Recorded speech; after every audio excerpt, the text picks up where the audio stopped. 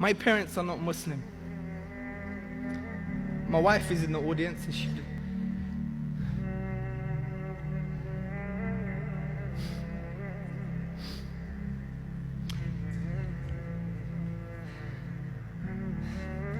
knows how much I love my parents.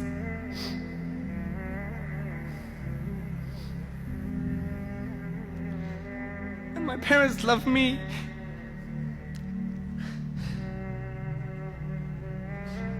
Every day, my dad says to me, he loves me. Many of us don't even have this as Muslims.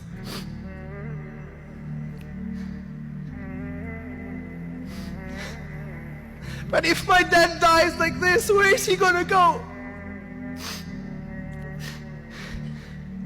You could pray for your parents. I can't pray for my dad when he dies. This is the reality, brothers and sisters.